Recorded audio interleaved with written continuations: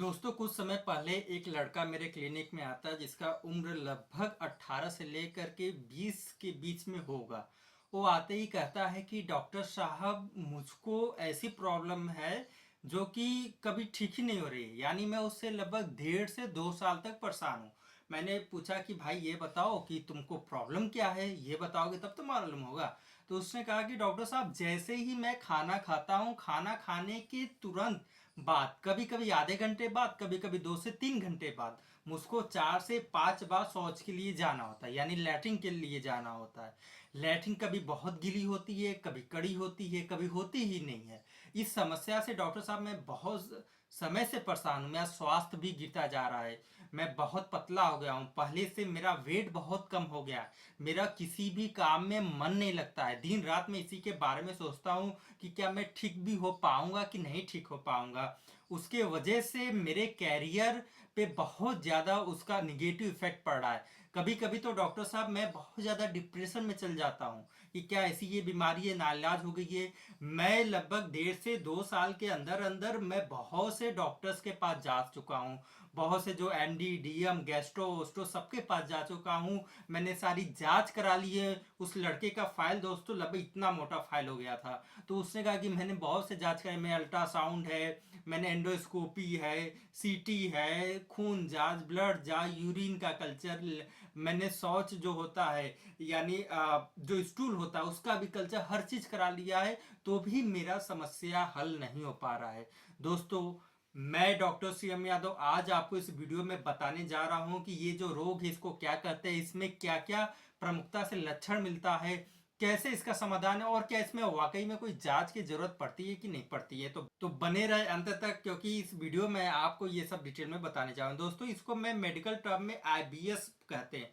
IBS मतलब irritable bowel syndrome कहते हैं।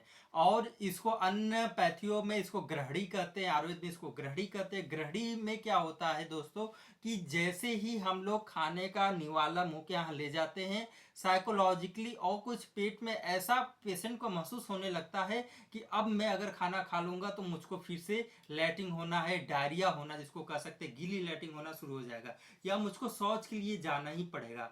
उसके शरीर में कोई अन्य नहीं लगता है। वो एकदम देखेंगे पतला सा लीन थीन हो जाता है, लगेगा कि इसको क्या हो गया, इसका जितना उम्र है उस हिसाब से उसका वेट वगैरह नहीं होता है।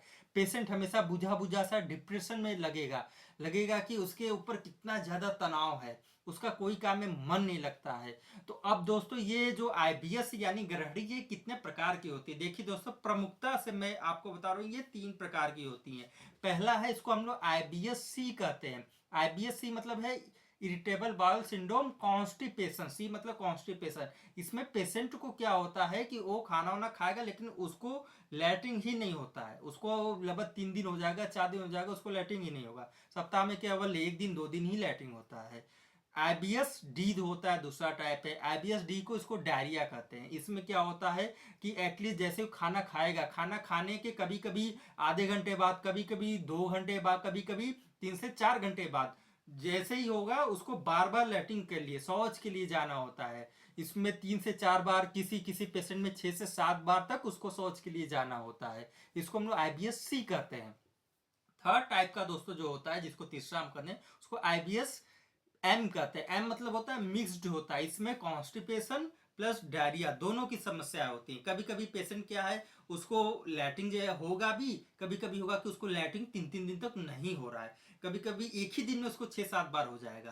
तो ये सारी की सारी जो मैंने आपको टाइप्स बताई हैं यही प्रमुखता से पाई जाती हैं। दोस्तों अब इसमें मैं बता रहा हूं कि इसमें जांच कौन सा होता है। अगर देखिए एक ही जांच सिंपल से करवाया होता है, वो होता है एक अल्ट्रासाउंड पेट का करवा लेना होता है।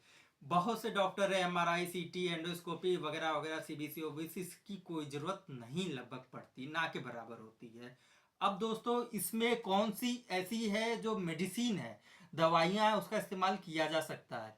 तो दोस्तों प्रमुखता से इसमें कुछ दवाइयां होती हैं, जैसे कि हम लोग इसमें तक्रारिस्ट होता है, कूटजारिस्ट होता है, बिल्व का औले होता है, गोछुरादि गुग्गुल होते हैं, कोई कोई इसमें पेशेंट में हम लोग चित्रकादी वटी इस्तेमाल करते हैं। इसमें हम लोग कुछ प्रॉपर्टी, कुछ भस्म वगैरह आते हैं, यानी पाउडर जिसको कहते हैं, कुछ चूर्ण आते हैं, उसका इस्तेमाल करते हैं। तो दोस्तों, अगर आपके आसपास या आपके घर में या आप स्वयं ही ऐसे किसी परेशानी से जूझ रहे हैं तो मुझको आप नीचे कमेंट करके अवश्य बताएं। मैं आपकी इस प्रॉब्लम को सॉल्व करने का पूरा प्रयास करूंगा।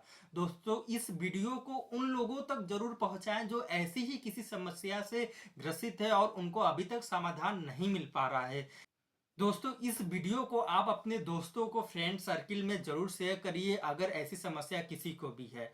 और मैं आखिरी में यही कहूंगा कि इस चैनल को अभी का भी सब्सक्राइब जरूर कर लीजिए, क्योंकि इस चैनल पे मैं आपको ऐसे ही कंटेंट देता रहूंगा। मैं नए वीडियो के साथ फिर से हाजिर होता हूं, तब तक के लिए मुझको आज्ञा दीजिए। नमस्कार।